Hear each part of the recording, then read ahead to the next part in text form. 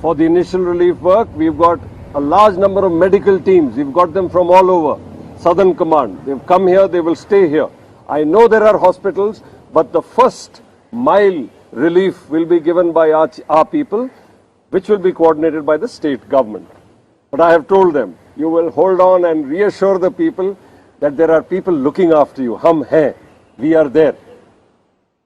With that, I must end this because it's not a one-man show. I am so proud of being part of the Indian Army. I am so proud of being GOC&C's Southern Command. I only wish that we learn from all such calamities, and we, for sure, whatever were the shortcomings I noticed, we will make sure that we will make these up. And we will have these clear-cut bricks which will have everything that you need in every boat, in every team, to make sure that whatever be the problem at the receiving end, we are able to meet his immediate requirement, get him to safety or get her to safety, where someone else will take over the responsibility of the relief. It's good to be here. I wish I had come here in not so trying and troubled times, but it reaffirms my faith in the system. Jai Hind. Any data on how many people are still stranded and the rescue operations at this point of time? Yes, the rescue operations haven't been called off. The exact data is still being worked out because you have to understand they are so inaccessible. Mobile phones have run out of battery. There is no way. We've got 17 satellite phones, but that also is dependent on how far our boats and rescue teams can reach. So to take a call in exactly how many people are stuck, not really possible.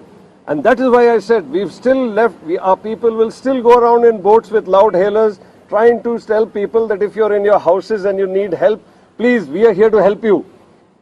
We are taking these loud hailers. We've got some drones also which we are putting up because they can't fly in rain, but now that the rains have receded, and we'll try and see if far off places we have people who are still requiring to be rescued, we will do that.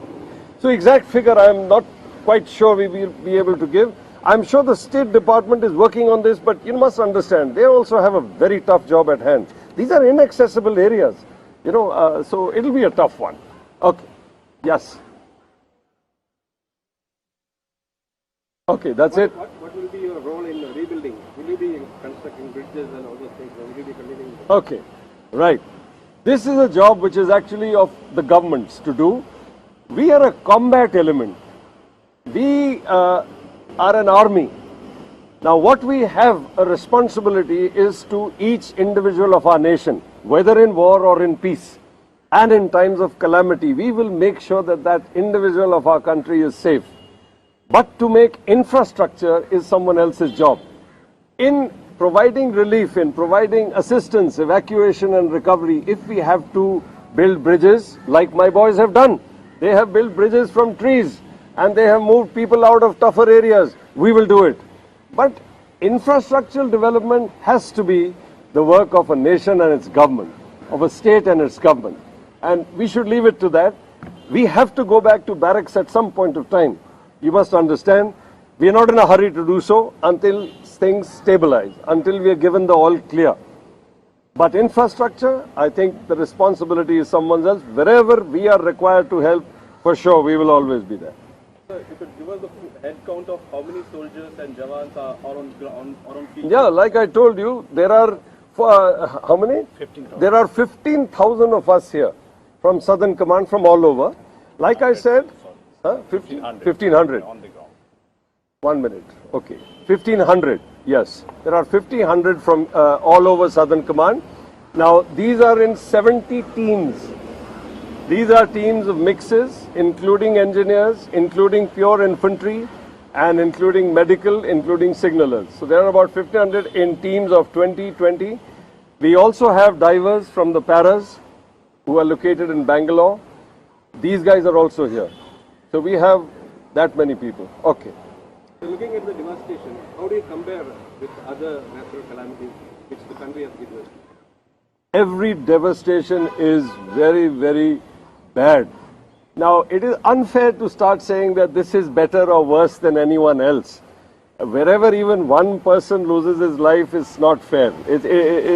we have to make sure we don't let him or her get injured or lose their lives. So I don't want to get into this business of comparing it with any other calamity. All I'm saying is it has been bad. We must learn from this, make sure this doesn't happen again, because let's face it, this is a coastal region. This has got the ghats on one side and the sea on the other side. Things will happen in future too. It will happen next year. Let's make sure we don't let it happen again. As far as we are concerned in Southern Command, I am working out a plan where we will make sure that relief equipment in the form of bricks will be pre-positioned as a rule in these areas. I have got K&K sub-area, I've got 91 Brigade, so that at a point of time, if you need it, we don't have to be hard-pressed bringing it from different parts of the country. Let me tell you, I've got about 27 boats from Jodhpur. I've got 15 boats from Bhopal. I've got teams coming from Bangalore. I've got communication equipment and life jackets and all coming from Pune. So this, I want to now, for the next season, which is likely a monsoon season, or I'm going to make sure that in the next 2 or 3 months, we make sure that this is centrally located somewhere in the region, so that these large-scale moves are not resorted to in the face of a calamity. We should be prepared. We will be prepared. That I promise you. So do you think this time around the army was late in terms of logistical deployment? Not at all. Not at all. We airlifted. In fact, I must tell you, there was one channel which showed a map of Gujarat, which was also in danger, red. Before anything else happened, we had already moved our people, our equipment. They were ready for any calamity there. So we were ready. But there is a process.